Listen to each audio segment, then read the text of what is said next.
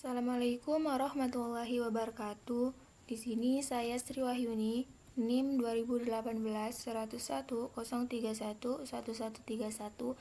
akan menjelaskan tentang syarikoh, dasar hukum, macam-macam dan hukuman jarimah as-syarikoh.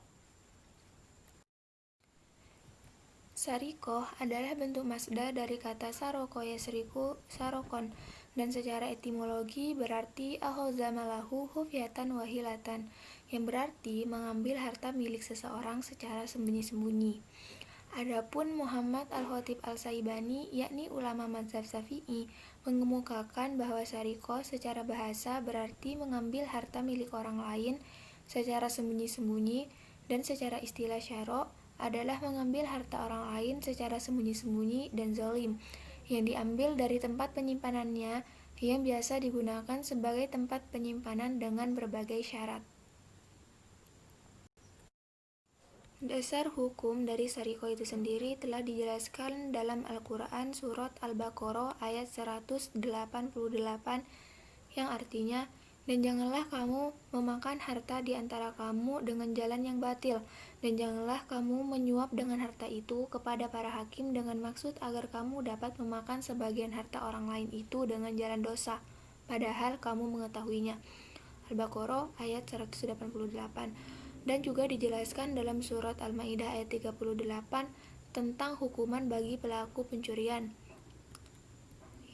yang artinya, adapun orang laki-laki maupun perempuan yang mencuri, potonglah tangan keduanya sebagai balasan atas perbuatan yang mereka lakukan dan sebagai siksaan dari Allah, dan Allah Maha Perkasa dan Maha Bijaksana. Al-Maidah ayat 38. Selanjutnya, macam-macam syarikoh. Di dalam syariat Islam yang disebutkan dalam fikih jinayah disebutkan ada dua macam syarikoh. Yang pertama, pencurian yang hukumannya had. Menurut Abdul Qadir Audah, pencurian yang hukumannya had ini dikategorikan menjadi dua, yaitu sirqatus sugro atau pencurian kecil, yang berarti mengambil harta milik orang lain dengan diam-diam atau dengan jalan sembunyi-sembunyi. Yang kedua, sirqatul akbar atau pencurian besar, yakni mengambil harta milik orang lain dengan kekerasan. Contoh pencurian yang hukumannya had ini, misalnya seseorang yang mengambil barang berharga di tempat penyimpanannya yang lebih dari batas minimal nisab pencurian, maka pencuri tersebut dikenakan hukuman had berupa potong tangan. Yang kedua yaitu pencurian yang hukumannya ta'zir, yang berarti pencurian yang tidak memenuhi syarat pelaksanaan hukuman had. Pencurian ini juga dibagi menjadi dua bagian. Yang pertama yaitu semua jenis pencurian yang dikenai hukuman had tetapi syarat-syaratnya tidak terpenuhi atau subhat. Contohnya seperti pengambilan harta milik ayah oleh anaknya. Dan yang kedua adalah pengambilan harta milik orang lain dengan sepengetahuan pemilik tanpa kerelaan dan tanpa adanya kekerasan. Contohnya seperti menjamret perhiasan dari tubuh seseorang, lalu penjamret itu melarikan diri dan pemilik barang tersebut tidak merelakan harta yang dicuri tersebut. Maka contoh hukuman ta'zir bagi orang yang mencuri barang tersebut jika telah mencapai nisab, maka hukumannya adalah hukuman had. Akan tetapi jika barang yang dicuri tersebut tidak mencapai nisab atau batas minimal syarikoh, maka pencuri tersebut dapat dikenakan hukuman ta'zir berupa hukuman penjara atau hukuman dera. Selanjutnya, syarat dan unsur dari syarikoh. Yang pertama, mengambil harta orang lain. Seseorang dapat dikatakan sebagai pencuri jika ia mengambil harta yang bukan miliknya. Akan tetapi jika harta tersebut merupakan miliknya yang dititipkan kepada orang lain, maka hal itu tidak dianggap sebagai pencurian. Dan yang kedua yaitu pengambilan harta tersebut dilakukan secara diam-diam. Pengambilan harta secara diam-diam ini dapat terjadi apabila si pemilik harta tidak mengetahui terjadinya pengambilan harta dan si pemilik harta tidak merelakannya. Nah, dalam pengambilan harta secara diam-diam ini si pencuri juga harus memenuhi beberapa syarat. Yang pertama, pencuri harus mengeluarkan dari hirzu atau tempat penyimpanan. Yang kedua, harta yang dicuri itu harus dikeluarkan dari kekuasaan si pemilik harta tersebut. Yang ketiga, harta yang dicuri itu harus ada di dalam penguasaan tindak pencurian. Yang ketiga, harta itu diambil dalam keadaan tersimpan atau al-hirzu. Arti dari al-hirzu adalah tempat penyimpanan atau menjaga sesuatu. Sedangkan secara istilah artinya sesuatu yang biasa digunakan untuk menjaga dan menyimpan harta seperti rumah, toko, kemah, dan orang. Jadi tempat penyimpanan di sini juga bisa berupa orang seperti yang telah dicontohkan di awal tentang kasus penjamretan. Nah, harta yang diambil dari tubuh seseorang itu juga merupakan harta yang tersimpan dan terjaga. Dan apabila seseorang telah melakukan pencurian dan telah mencapai nisab yang telah ditentukan, maka dia akan dikenakan hukuman had. Akan tetapi jika harta yang diambil itu tidak mencapai nisab dari sarikoh, maka dia akan dikenakan hukuman takzir. Dan dalam kasus ini Imam Malik dan ulama lain mensyaratkan tempat penyimpanan dan mengemukakan bahwa pencuri itu dipotong tangannya apabila mengeluarkan sesuatu dari rumah. Dan yang keempat, barang yang diambil itu berupa harta. Adapun harta yang dicuri itu harus memenuhi syarat-syarat sebagai berikut. Yang pertama, barang yang diambil itu haruslah mal mutakawin. Mal mutakawin menurut syariat Islam adalah barang yang dianggap bernilai dan dianggap berharga oleh si pemilik. Nah, nilai yang dimaksud di sini itu adalah sesuatu yang memiliki nilai yang harus ditanggung untuk diganti oleh orang yang merusaknya ketika ia melakukan pelanggaran terhadapnya. Yang kedua, barang yang dicuri itu harus mencapai nisab pencurian. Tindak pidana pencurian baru dikenakan hukuman bagi pelakunya apabila barang yang dicuri mencapai nisab pencurian. Nisab harta curian yang dapat mengakibatkan hukuman had potong tangan ialah 1/4 dinar atau kurang lebih seharga emas 1,62 gram. Dengan demikian, harta yang tidak mencapai nisab itu dapat dipikirkan kembali dan disesuaikan dengan keadaan ekonomi pada suatu dan tempat. Yang terakhir yaitu barang tersebut merupakan benda bergerak. Hukuman had berlaku bagi pencuri apabila barang yang diambil merupakan benda yang bergerak. Hal tersebut dikarenakan adanya niat dari pencuri untuk memindahkan dan memiliki barang tersebut. Suatu benda tersebut dikatakan sebagai benda bergerak apabila dapat dipindahkan dari satu tempat ke tempat yang lain. Misalnya mencuri emas. Nah, emas itu kan dapat dijual dan dipindah kepemilikan. Jadi hal itu juga dapat dikenakan hukuman had apabila nisab dari harta yang telah dicuri itu telah memenuhi ketentuan dari as-sarikoh.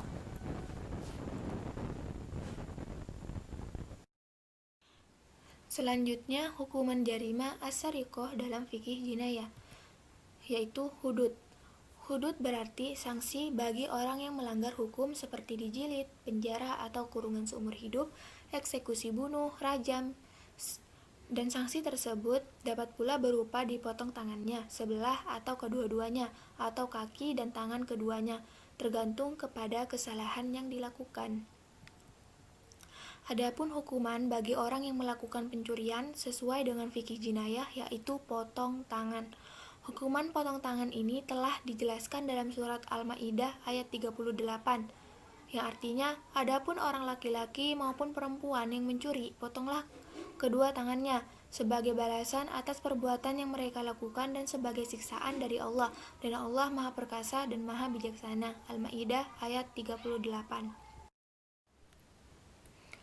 Selanjutnya, syarat hukuman potong tangan. Pelaku pencurian dapat dikenakan hukuman potong tangan apabila pelaku pencurian itu telah taklif, berakal dan baligh. Di sini, Syafi'i dan Hambali menyatakan bahwa usia baligh bagi anak laki-laki dan perempuan itu saat umur 15 tahun. Sedangkan Maliki menyatakan bahwa usia balik pada anak laki-laki dan adalah 18 tahun, sedangkan anak perempuan adalah 17 tahun. Yang kedua, tidak dipaksa. Maksudnya di sini pelaku pencurian melakukan pencurian tersebut berdasarkan keinginannya sendiri, bukan atas paksaan orang lain. Jika dia dipaksa untuk mencuri, maka ia tidak dibebankan sanksi. Dan pemaksaan atas pelaku pencurian ini juga dapat menggugurkan taklif. Yang ketiga, tidak ada subhat pada harta yang dicuri. Artinya harta atau barang yang dicuri itu harus jelas kepemilikannya. Jika ada subhat di dalam harta yang dicurinya tersebut, maka ia tidak dikenakan sanksi, seperti orang tua yang mencuri harta anaknya. Hal ini dijelaskan dalam buku Said Sabiq halaman 247. Yang kedua yaitu barang curian harus berharga, bernilai, serta berhak dimiliki dan dijual. Yang kedua, benda yang dicuri itu telah mencapai nisab yang ditentukan dalam syariat Islam. Yang ketiga, waktu penaksiran barang curian. Menurut Imam Malik, mazhab Syafi'iyah, dan pengikut Imam Ahmad, harta curian dikisar pada hari pelaku mencuri. Hal ini berbeda dengan Abu Hanifah yang berpendapat bahwa harga curian dikisar pada hari pelaku dihadapkan ke pengadilan untuk dijatuhkan sanksi. Yang terakhir, tempat barang curian. Diisyaratkan terciptanya kondisi aman pada penyimpanan barang itu sebelum dicuri. Tempat aman bermakna tempat yang bisa dipersiapkan untuk menyimpan barang seperti rumah, toko, brankas, gudang, atau yang lain-lain yang dianggap aman oleh si pemilik harta sebagai tempat penyimpanan harta tersebut. Selain hukuman had berupa potong tangan, pelaku pencurian juga dapat dikenakan hukuman takzir seperti penggantian kerugian atau doman. Menurut Imam Syafi'i dan Imam Ahmad, hukuman potong tangan dan penggantian kerugian ini dapat dilakukan bersama-sama. Alasan mereka adalah bahwa dalam pencurian terdapat dua hak yang disinggung. Pertama, hak Allah, dan kedua, hak manusia. Hukuman potong tangan dijatuhkan sebagai imbangan dari hak Allah, sedangkan penggantian kerugian dikenakan sebagai imbangan dari hak manusia. Yang terakhir, hukuman penjara. Hukuman penjara dalam bahasa Arab ini disebut dengan al-hasbu, yang berarti al-man'u, pencegahan atau penahanan. Menurut Imam Ibnu Al-Qayyim, yang dimaksud dengan al-hasbu menurut syara bukanlah menahan pelaku di tempat yang sempit, melainkan menahan seseorang dan mencegahnya agar tidak melakukan perbuatan hukum, baik penahanan tersebut di dalam rumah atau di masjid maupun tempat lainnya. Sedangkan di zaman modern ini, pelaku pencurian dapat dihukum penjara dan mendapat hukuman takzir itu berupa pidana penjara paling lama 5 tahun atau denda paling banyak Rp900.000. Hal ini dijelaskan dalam bab 22 pasal 362 Undang-Undang Hukum Pidana atau KUHP yang berbunyi, barang siapa yang mengambil barang sesuatu yang seluruhnya atau sebagian kepunyaan orang lain dengan maksud untuk dimiliki secara melawan hukum, diancam karena pencurian dengan pidana penjara paling lama 5 tahun dan denda paling banyak Rp900.000. Mungkin itu saja, kurang lebihnya memohon maaf. Wassalamualaikum warahmatullahi wabarakatuh.